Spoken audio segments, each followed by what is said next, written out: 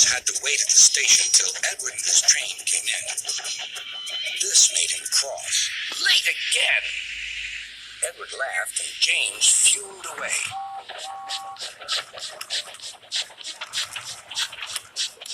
After James had finished his work, he went back to the yard and puffed onto the turntable.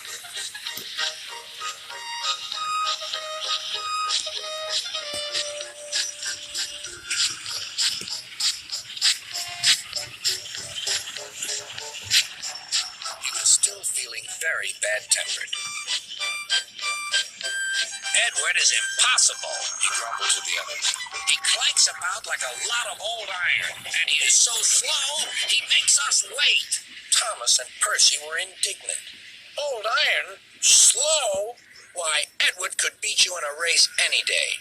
Really, said James. I should like to see him do it.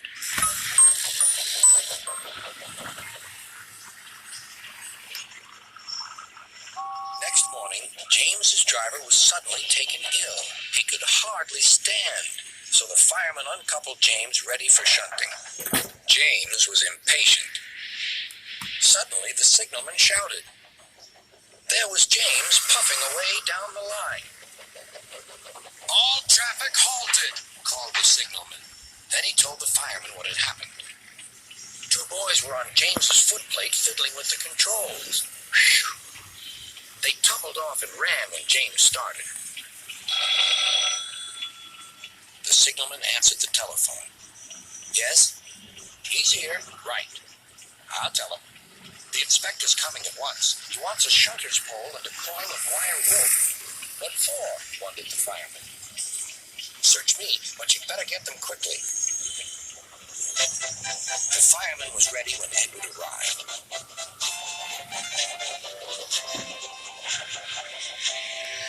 The inspector saw the pole and the rope. Good man, jump in. We'll catch him, puffed Edward. James was laughing.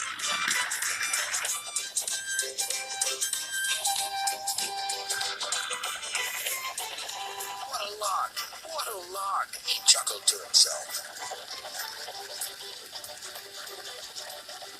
Suddenly, he was going faster and faster. He realized that he had no driver. What shall I do? I can't stop. Help! Help! We're coming, called Edward.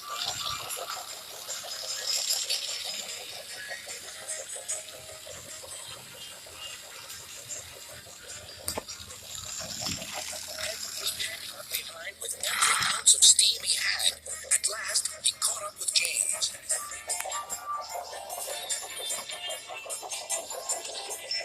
Steady, Edward, called his driver. The inspector stood on Edward's front, holding a noose of rope and the crook of the shunter's pole. He was trying to slip it over James's buffer. The engine swayed and lurched. At last, got him, he shouted. He pulled the noose tight.